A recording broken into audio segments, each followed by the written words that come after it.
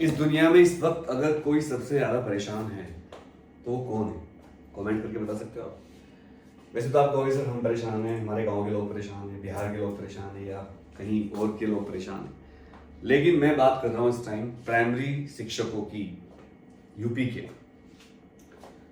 UP में जो primary शिक्षक हैं वो दो तरह के हैं। एक तो वो जो सीटेट या टेट पास करके आए हैं, सीटेट तो पूरे नेशनल लेवल पे होता है और टेट यूपी के लिए होता है। और एक वो हैं जो पहले भर्ती हुए थे, उसको कहा गया था विशिष्ट बीटीसी। मतलब एक सरकार ने रूल निकाला था कि जो लोग बीएड करे हुए हैं उनको मेरिट के आधार पर 10th और 12th और ग्रेजुएशन के नंबर मिलाकर, बीएड के नंबर मिलाकर एक मेरिट लिस्ट बनाई गई थी और उनको फिर एक बीटीसी का कोर्स करवाया गया था 1 साल का और उसके बाद उनको जॉब दे दी गई थी। मेरा भी उसमें सिलेक्शन हुआ था, मैं आपको बता दूं, बट मैंने वो ज्वाइन नहीं किया था क्योंकि मैं टॉपर था अपने पूरे डिस्ट्रिक्ट का, बट मैंने जॉब नहीं की और मैंने इसको ज्वाइन नहीं किया। चलो, हमारे दोस्त कहीं बीएड के उसमें शामिल हुए, उनकी जॉब अभी चल रही है। बट दिक्कत क्या हुई कि सरकार ने एक ऐसा नियम बनाया, अभी सरकार ने नहीं, सॉरी सुप्रीम कोर्ट ने, माननीय सुप्रीम कोर्ट ने और माननीय हाई कोर्ट ने, कि जो लोग बिना सी टेट के या यूपी टेट के भर्ती हुए हैं उनको वो एग्जाम देना पड़ेगा। और सबसे खतरनाक बात ये है कि ये लोग बहुत पहले से भर्ती हैं, इनके टाइम पे ये एग्जाम था ही नहीं और ये कई साल से जॉब कर रहे हैं, 15-16 साल से, क्योंकि विशिष्ट बीटीसी का कई बार हुआ है ये सिस्टम, एक बार मेरा भी हुआ था इसमें। और अब जब ये काफ़ी सीनियर टीचर हो चुके हैं तो अब कहा गया है भाई आप या तो टेस्ट पास करो, यूपी टेट या सी टेट, या फिर आप नौकरी छोड़ो। अब ये वैसे ही हुआ जैसे दो पहलवानों की कुश्ती हो रही है, उस टाइम जो नियम थे उसके हिसाब से एक पहलवान जीत गया और उस पहलवान के जीतने के 15 साल बाद कहा गया भाई देखो अब आप दोबारा आपको कुश्ती लड़नी पड़ेगी नए नियम के हिसाब से, नहीं तो आप फिर जीते हुए नहीं माने जाओगे और आपको ये छोड़ना पड़ेगा खिताब अपना। तो इन टीचरों को अल्टीमेटम दिया गया है कि या तो आप ये टेस्ट पास करो या फिर आप नौकरी छोड़ो। हालांकि इसमें कई शर्तें हैं, जैसे 5 साल की नौकरी बची है तब ये सब लागू होगा, 5 साल उससे ज़्यादा की वीआरएस लेना पड़ेगा। तो इसके ऊपर मैंने वीडियो पहले बनाई थी। मेरे पड़ोस में एक भाभी रहती हैं, वो भी टीचर है प्राइमरी स्कूल में, हालांकि वो तो यूपी टेट से पास हुई है, बट उनसे मेरी बात हुई तो उन्होंने बताया कि हाँ ये समस्या है।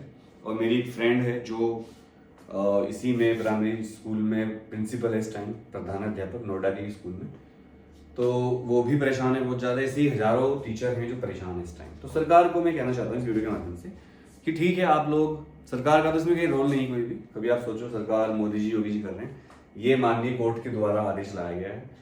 और इसमें मैं कहना चाहता हूँ माननीय कोर्ट को भी, और एक रिक्वेस्ट करना चाहता हूँ, रिक्वेस्ट ही कर सकते हैं कि जब एक बार उनकी एंट्री हो चुकी है, वो नौकरी कर रहे हैं कई सालों से और वो एक पूरी सरकारी प्रक्रिया के तहत उनका एडमिशन हुआ है इसमें, तो अब जबकि उनकी नौकरी कुछ सालों की बची है, तो उस टाइम पर जब वो पढ़ने लायक भी नहीं बचे, ना उनके पास इतनी एनर्जी है, जिम्मेदारी में फंसे हुए हैं, घर परिवार हो गया, बच्चे बड़े बड़े हो गए उनके, अब उनको आप इस तरह के टेस्ट दोगे तो कोई कर पाएगा, क्योंकि पढ़ने की भी एक उम्र होती है, जोश होता है, एक लहजा होता है। उस टाइम जब आपने उनको कहा था तब आप टेस्ट लेते तो शायद वो कर देते। और वो भी बीएड जब करते हैं तो एंट्रेंस तो देते ही, तो ये कहाँ का टेस्ट, और हालांकि ठीक है, लीगली ठीक है सब कि टेस्ट लोगे तो एडमिशन होगा, बट वो देश जहां पर नेता बनने के लिए कोई टेस्ट नहीं होता, मंत्री बनने के लिए कोई टेस्ट नहीं होता, प्रधानमंत्री बनने के लिए कोई टेस्ट नहीं होता, इलेक्शन होते हैं वो अलग बात है, बट यहाँ पर एक छोटी सी नौकरी के लिए भी बहुत बड़ा टेस्ट देना पड़ता है। अभी मैंने देखा मध्य प्रदेश में वैकेंसी निकली कांस्टेबल्स की, तो उसमें पीएचडी, एमटेक, बीटेक लड़के अप्लाई कर रहे थे, बड़ा दुख हुआ देखकर। मेरी भी सरकारी नौकरी नहीं लगी जो मैं चाहता था, और मैं हमेशा एक टॉपर रहा, गवर्नमेंटिस्ट रहा, पढ़ने में बहुत अच्छा रहा मैं, भगवान के आशीर्वाद से, सबको पता होगा जो वीडियो देख रहे होंगे, ओपनली बोल रहा हूँ, बट नहीं लगी नौकरी। और मेरे कई जानने वालों की नौकरी लग गई जो पढ़ने में मुझसे बहुत पीछे थे। ये किस्मत भी होती है और प्रयास भी होता है, हो सकता है मैंने इतना प्रयास नहीं किया हो, क्योंकि मैं पहले से ही आर्थिक समस्या की वजह से ट्यूशन पढ़ाने में लग गया। तो भाई एक बार जो बंदा ट्यूशन पढ़ाने लग जाता है उसका मुश्किल ही बाहर निकल पाता है उससे। ये एक जाल है ट्यूशन पढ़ाना, हजारों लाखों लड़के लड़कियां इसमें फंस जाते हैं। लड़कियां तो खैर निकल जाती हैं क्योंकि उनकी शादी हो जाती है और उनका हस्बैंड अगर अच्छी जॉब कर रहा है बच जाती है, लेकिन लड़के फंसते रह जाते हैं। पहले वो जब यंग होते हैं, जोश होता है, तो बड़ा अच्छा लगता है, पैसे भर रहते हैं जेब में, लेकिन बाद में दिक्कत होती है। और खासकर जो होम ट्यूटर हैं उनकी तो बहुत प्रॉब्लम होती है, क्योंकि शुरू में तो वो जोश में होते हैं यंग और जहाँ 40 के बाद निकले 45, बस फिर दिक्कत होने लगती है। और फिर जब वो किसी के घर जाते हैं पढ़ाने, उनको डिस्टर्ब फील होती है, लेकिन उनके पास कोई रास्ता नहीं होता तो मजबूरी पढ़ाते रहते हैं। आपके घर भी अगर कोई होम ट्यूटर आते हैं, उनकी एज बताना आप कमेंट करके, और कैसे आते हैं, बाइक से आते हैं, कैसे आते हैं, बारिश में आते हैं। और आप कुछ भी कहो कि वो पेरेंट बहुत अच्छे हैं, कुछ भी, कोई रेस्पेक्ट नहीं करता आपकी घर पे जाने पर, नहीं करेगा भाई। जब आप मॉल से सामान खरीदते हो तो आप बड़े तरीके से रहते हो, लेकिन जब ब्लिंकिट सामान भेज दिए तो आप उसको ऐसे बिहेव कहाँ करते हो ना। तो कुल मिलाकर सी टेट की समस्या, यूपी टेट या सी टेट जो भी है टेस्ट की, मैं बहुत डिटेल में इसकी वीडियो बनाऊंगा कभी, अगर कमेंट आएंगे। और अगर जितने भी शिक्षक भाई और बहन इस वीडियो को देख रहे हैं या मित्र देख रहे हैं, जो भी जानने वाले हैं, जो सरकारी जॉब में या प्राइमरी स्कूलों में, ये स्कूलों को प्राथमिक शिक्षा के अंतर्गत आता है, तो वो इस वीडियो को इतना शेयर करो कि हर उस तक फैल जाए। और कमेंट जरूर करो आपने कब इसमें एंट्री ली थी और क्या आप इससे अफेक्टेड हो, और क्या आप मेरी बात से सहमत हो कि अब सरकार को ऐसा कानून बनाना चाहिए अध्यादेश लाकर कि माननीय कोर्ट की अवमानना भी ना हो और इनकी नौकरी बची रह जाए। क्योंकि अब लास्ट टाइम में जब ये रिटायर होने वाले हैं 5-10 साल में, या ये इतने एनर्जी तक नहीं बचेगी पढ़ पाए, तो मेरे ख्याल से इनके साथ अन्याय होगा।